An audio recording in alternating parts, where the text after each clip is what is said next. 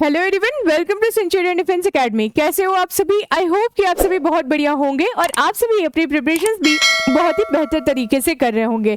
तो चलिए फिर आज के सेशन की शुरुआत करते हैं, क्योंकि आज का जो सेशन है सच बताऊं बहुत ही ज़्यादा इंपॉर्टेंट है। डेट आप लोग देखिए ज़रा कि आज की डेट क्या है। आज की डेट है 26 जुलाई और 26 जुलाई जैसे ही आपके मन में आता है तो इसी के साथ एक दिवस याद आप करते हो, और वो दिवस क्या है? तो वो है कारगिल विजय दिवस। यानी कि 26 जुलाई को हम क्या सेलिब्रेट करते हैं? कारगिल विजय दिवस सेलिब्रेट करते हैं। तो टोटल कितने ईयर हो गए हैं इसके बारे में भी थोड़ा सा जान लीजिए। क्या है न्यूज़ देखिए। Army prepares for 25th Kargil Vijay Diwas, यानी कि आर्मी ने पूरी तरीके से अपने आप को प्रिपेयर कर लिया है क्या सेलिब्रेट करने के लिए? तो 25वां कारगिल विजय दिवस सेलिब्रेट करने के लिए। तो मन में क्वेश्चन तो आप लोगों को आया ही होगा कि मैम कारगिल वॉर के बारे में बता दीजिए, ये भी बता दीजिए क्यों हुआ, ये भी बता दीजिए आउटकम क्या निकला। ये सब कुछ आज के सेशन में आप सभी क्या करोगे? आप सभी पढ़ने वाले हो, ठीक है। तो चलिए फिर इस सेशन की शुरुआत करते हैं। अगर मैं बात करूं कारगिल विजय दिवस की, तो ये हम क्यों सेलिब्रेट करते हैं थोड़ा सा ये जान लेते हैं। Kargil Vijay Diwas is celebrated every year on July 26 to pay tribute to the bravery of Indian soldiers who made the ultimate sacrifice for the countries during the Kargil war of 1999। इस दिन अगर मैं कारगिल विजय दिवस की बात करूं तो ये कब मनाया जाता है? 26 जुलाई को। और क्यों मनाया जाता है? हम उन सोल्जर्स को याद करते हैं जिन्होंने अपनी लाइफ की चिंता करे बिना, यानी कि उन्होंने ये नहीं सोचा कि मेरी लाइफ मोर इंपॉर्टेंट है देन आवर नेशन, उन्होंने ये सोचा कि मेरा नेशन इंपॉर्टेंट है मेरे लाइफ से। तो यहाँ पे इन्होंने अपने लाइफ को सैक्रिफाइस कर दिया सिर्फ कारगिल वॉर में जीत हासिल करने के लिए।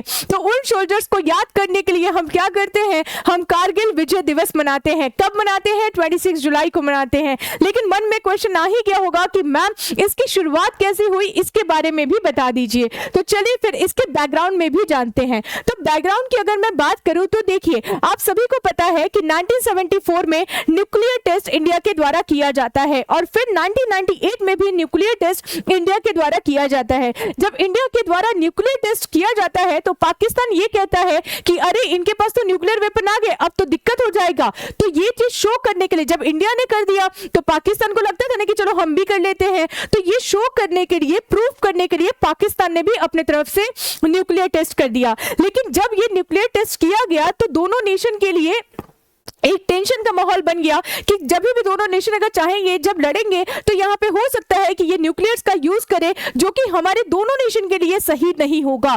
तो क्या किया जाए? तो फिर दोनों गवर्नमेंट ने फाइनली प्रधानमंत्री, भारत के प्रधानमंत्री और साथ ही साथ पाकिस्तान के प्रधानमंत्री ने एक एग्रीमेंट पे साइन किया। जिस एग्रीमेंट पे साइन कब किया गया? 1999 में, और जिसका नाम क्या था? तो लाहौर एग्रीमेंट। यानी कि लाहौर एग्रीमेंट पे साइन करके कहा गया कि देखिए जरा, हम कोई भी हम कुछ भी गलत स्टेप नहीं लेंगे, हम लोग आराम से रहेंगे, शांति से रहेंगे, कोई लड़ाई झगड़ा नहीं होगा। लेकिन आप सभी को पता है कि पाकिस्तान कभी भी स्टार्टिंग से लेकर के आज तक कभी भी वो अपने वर्ड्स पे रहा ही नहीं है। यहाँ पे ये एग्रीमेंट साइन होता है और अचानक से ये पता चलता है कि फरवरी में, ठीक है, फरवरी में 1999 में आपने क्या किया? आपने ये जो एग्रीमेंट था उसको छोड़ दिया, और छोड़ नहीं दिया, उसको तोड़ दिया। तोड़ कैसे दिया इसके बारे में भी मैं आप सभी को बताऊंगी। आप सभी को पता है कि अगर हम बात करते हैं सियाचिन ग्लेशियर की, तो सियाचिन ग्लेशियर में जब भी आर्मीज को रखा जाता है तो वहां पे बहुत ही ज्यादा प्रोटेक्शन के साथ, और वहां पे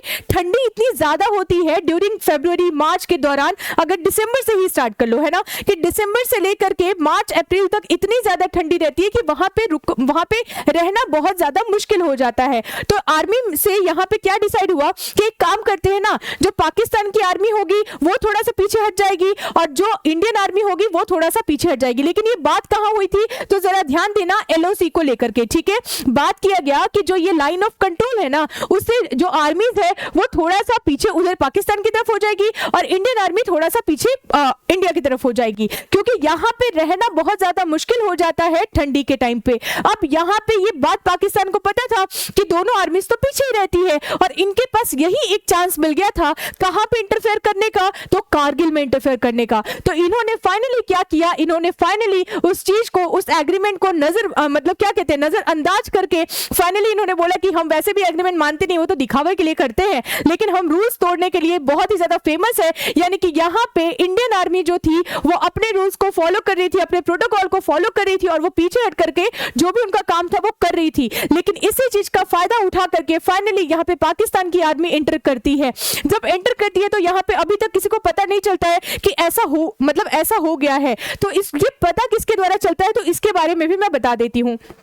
3 मई की बात है कि यहाँ पे जो शेफर्ड है वो शेफर्ड जा रहा था, तो उस दौरान उसने कोई चीज नोटिस की, देखा कि बहुत सारे लोग हैं और उनके पास हथियार वगैरह है। तो ये न्यूज जब इसको ये जनरली ये जब देखता है तो उसके बाद क्या करता है, ये जाता है इंडियन आर्मी के पास और जा करके कैंप्स में इंफॉर्मेशन प्रोवाइड कर देता है कि वहां पे कारगिल के पास और एलओसी को क्रॉस करके कोई ना कोई आया है, कुछ ना कुछ गड़बड़ है। तो हमें जनरली अब देखो इंडियन आर्मी को उस टाइम पे क्या लगेगा कि ठीक है 1-2 आए होंगे, उसको झेल लेंगे और निपटा देंगे, ठीक है। अब इसके लिए आर्मी के द्वारा जो आंसर में आया तो उन्होंने बोला कि एक काम करो, हम 5 लोगों को भेज देते हैं। और किनको भेजा गया इसके बारे में भी मैं आप सभी को बता देती हूँ, ठीक है।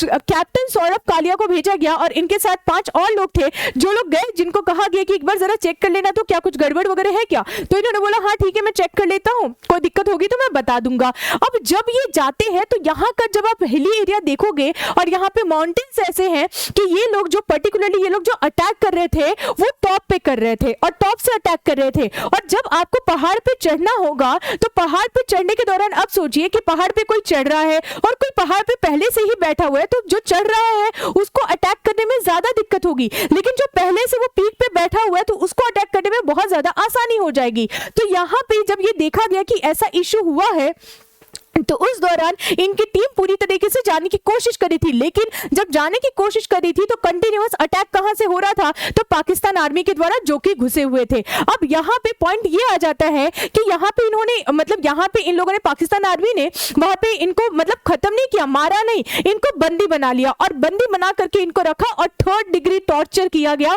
हमारे इंडियन आर्मी पे। और ये जनरली पाकिस्तान के बारे में अगर मैं बात करूं तो इनके लिए कहा जाता है ना कि इनके पास तो दिल नाम की चीज है ही नहीं, जो इनके मन में आता है वो चीजें ये करते हैं। और इनको पूरी तरीके से बंदी बना करके इनके ऊपर 3rd डिग्री टॉर्चर किया गया। और आपको मैं आगे भी बताऊंगी कि किस तरीके से जब इनकी बॉडी आती है तो इन लोगों ने इतना बेरहमी से इनके साथ बिहेव किया था कि कोई जानवर के साथ भी ना करे।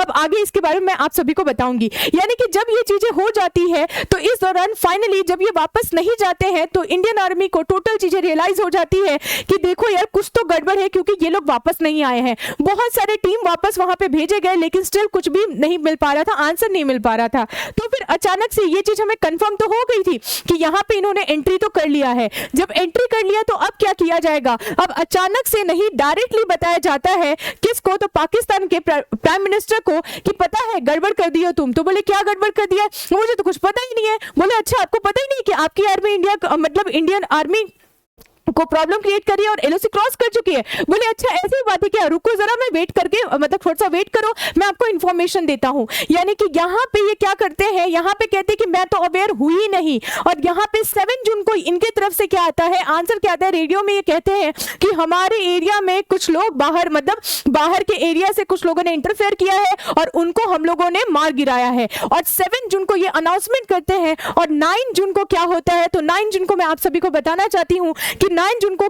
कैप्टन सौरभ कालिया का बॉडी पेश किया जाता है, जिसमें वो बॉडी देखने के बाद ऑलमोस्ट सभी की आंखों में आंसू आ जाते हैं कि जिस तरीके से इन्होंने हैवानियत की थी उस मैं कह रही हूं ना कि कोई पर्टिकुलर कोई जानवर के साथ भी वो नहीं करेगा। देखिए जरा क्या किया गया कि भारतीय जवानों की आंख फोड़ी, कान काटे, नाखून उखाड़े, यानी कि 3rd डिग्री टॉर्चर जो पर्टिकुलरली कोई भी आर्मी किसी और आर्मी के साथ करने के लिए नहीं सोचेगा। और पाकिस्तान के लिए अब क्या ही बोला जाए, इनको छोड़ दिया जाए तो ज्यादा बेहतर है, क्योंकि इनको चाहे कितने भी तरीके से आप इनको बोल लो, कुछ भी बोल लो, ये अपने हरकतों से बाज नहीं आते हैं, ठीक है। तो ये जब ये सारी चीजें होती है तब उसके बाद फाइनली इंडियन आर्मी कहती है कि अब ये ऐसे नहीं होगा, अब हमें एक ऑपरेशन स्टार्ट करना पड़ेगा। और ऑपरेशन क्या स्टार्ट किया गया, दैट इज ऑपरेशन विजय। यानी कि अब जितने भी ये पाकिस्तान आर्मी के द्वारा जितने भी एरियाज कवर किए गए हैं वो सारे एरियाज पे क्या किया जाएगा, एक्शन लिया जाएगा। और एक्शन लेकर के ऑपरेशन विजय का यूज करके और ये ऑपरेशन चला करके फाइनली वो सारे एरियाज हमने कवर कर लिए जो कि पर्टिकुलरली पाकिस्तान आर्मी ने अक्वायर किया था। और पाकिस्तान ने जब ये चीज अक्वायर की थी, जब इनको भगाया गया तो फिर पहुंचते हैं कौन, तो फिर यहाँ के पाकिस्तान के प्रधानमंत्री फिर पहुंचते हैं यूएसए के प्रेसिडेंट के पास कि देखिए जरा गड़बड़ हो गया है, प्लीज हेल्प कर सकते हैं क्या, क्योंकि उस टाइम पे थोड़ा सा यूएसए की तरफ इनका झुकाव ज्यादा था, लेकिन अभी आप देख रहे हो कि चाइना की तरफ झुकाव ज्यादा है। तो यहाँ पे जब ये पहुंचते हैं यूएस के प्रेसिडेंट के पास तो वो डायरेक्टली बोलते हैं कि मेरे को इससे लेना देना नहीं है, मैं आपका हेल्प नहीं कर सकता हूँ। वहां से जब ये निकलते हैं तो कहते हैं कि अब तो गड़बड़ हो चुका है, अब कोई भी हेल्प इंटरनेशनल लेवल पे नहीं मिलने वाला है। तो फाइनली ये अनाउंसमेंट करते हैं कि जो हमारी पाकिस्तान आर्मी है अब वो धीरे धीरे करके वो पूरी तरीके से क्या हो जाएगी, वहां से हट जाएगी। और इनको अनाउंसमेंट करना ही था क्योंकि 4 जुलाई वो डेट है जिस दिन फाइनली जो हमारा जो पॉइंट मैं आपको बताना चाहती हूँ, टाइगर हिल पे फाइनली अपनी इंडियन आर्मी पहुंच चुकी थी। अब आपके पास था ही क्या कि आप खो गए, आपको यहां से निकलना ही पड़ेगा। जब 4 जुलाई को ये डिसीजन होता है, ये चीज होती है, तो 5 जुलाई को फाइनली डिसीजन आता है कि हाँ वहां से पाकिस्तान आर्मी क्या होने वाली, हटने वाली है। जब हार ही गए हो तो अब बच वहां रह करके करोगे क्या, तो आपको तो ये चीज माननी ही थी। ठीक है, थोड़ा सा और आगे बढ़ते इस चीज को मैं थोड़ा सा अभी समरी में मैं आप सभी को बता दूं। देखो 5 जुलाई पाकिस्तान पीएम का अपनी सेना लौटाने का ऐलान, यानी कि जब हम 4 जुलाई को पूरी तरीके से सब कंफर्म कर चुके हैं तो 5 जुलाई को फाइनली पाक के प्रधानमंत्री अनाउंसमेंट करते हैं कि चलो हमारी सेना वापस आ जाएगी। आगे देखिए 14 जुलाई को क्या होता है, भारत का ऑपरेशन विजय सफल होने का ऐलान, यानी कि फाइनली भारत के प्रधानमंत्री के द्वारा यह चीज ऐलान कर दी जाती है कि जो हमारा ऑपरेशन विजय है वो पूरी तरीके से सक्सेसफुल हो चुका है। लेकिन इनको पूरी तरीके से हटाने तक कितना दिन लगा, तो वो लगा 26 जुलाई तक। और 26 जुलाई में क्या हुआ, तो देखो पाक कब्जे की सभी जगह भारत ने कब्जे में ले ली, यानी कि पाकिस्तान ने चाहे जितने भी एरियाज को कवर किया था, पाकिस्तान आर्मी ने हमारे एरिया में आकर के वो सारे एरियाज को इंडियन आर्मी ने अपने साथ ले लिया और उस पर कब्जा पूरा इंडियन आर्मी ने अपने तरफ से कर लिया। यानी कि ये कारगिल वॉर मतलब इतना बड़ा वॉर था कि आपको क्या बताया जाए। लेकिन फिर भी हमें उन सोल्जर्स को याद करना है जिन्होंने इस कारगिल वॉर और ये पर्टिकुलरली एरिया हमारा सेव करने के लिए अपने जान को भी मतलब अपने जान के लिए भी उन्होंने परवाह नहीं किया कि हमारी जान इंपॉर्टेंट है या नहीं, उनके लिए हमारा देश इंपॉर्टेंट था। ठीक है, तो इसलिए हमने ये टोटल 26 जुलाई तक आप लोगों को क्लियर हो गया। लेकिन जब हम बात करते हैं कि आखिरकार सक्सेसफुल इतने ज्यादा हम कैसे हो गए, क्योंकि पहले जब अगर मैं बात करूं तो 15 जून की बात है, कुछ 15 जून से लेकर के ना कुछ दिन तक 10-15 दिन तक हमारे लिए चीजें बहुत ज्यादा टफ हो गई थी कि उतने ऊंचाई पे चढ़ोगे कैसे। उतने ऊंचाई में तो वो लोग जब भी हम लोग चढ़ते थे तो वो लोग अटैक कर देते थे। तो इसको टैकल करने के लिए बहुत सारे योगदान किए गए, जिसमें नाम आप सभी का, अच्छा सबसे पहले मैं आप सभी को ये बता दूं कि बोफोर्स गन का बहुत ज्यादा यूज किया गया था, जिसकी वजह से हमें सक्सेस मिल पाया। लेकिन हमें कुछ और भी चीजें याद करनी है, जैसे आप लोगों ने नाम सुना होगा मनोज कुमार पांडे का और लेफ्टिनेंट मनोज कुमार पांडे जी का, मतलब इन्होंने मतलब इनका योगदान, या फिर मैं बात करूं कैप्टन विक्रम बत्रा का, जिनका एक स्लोगन बहुत ज्यादा फेमस है, दैट इज क्या, ये दिल मांगे मोर। ठीक है, आप लोगों ने मूवी देखा होगा। ठीक है, इसी के साथ कुछ और भी नाम आपको याद रखना है, तो वो है योगेंद्र सिंह यादव, इनका नाम, और संजय कुमार, इन सब का योगदान। जब हम कारगिल वॉर की बात करते हैं तो इन सब का बहुत बड़ा योगदान है इसमें जीत हासिल करने के लिए। ठीक है, इसी के साथ आज का सेशन जो है, आज का सेशन मैं यहीं पे कंप्लीट करूंगी। आई होप कि आप सभी को कारगिल वॉर से रिलेटेड टोटल न्यूज मिल चुका है, हमने जीत कैसे हासिल की उसके बारे में भी आप सभी को पता चल चुका है। तो मिलते हैं आपसे नेक्स्ट सेशन में, तब तक के लिए सेशन को शेयर करना ना भूलें। और हाँ, जो बच्चे नए जुड़े हुए हैं वो चैनल को सब्सक्राइब करना भी ना भूलें, और बाकी तो आप सेशन को लाइक कर ही दोगे। ठीक है, मिलते हैं नेक्स्ट सेशन में, तब तक के लिए thank you so much and Jai Hind to everyone.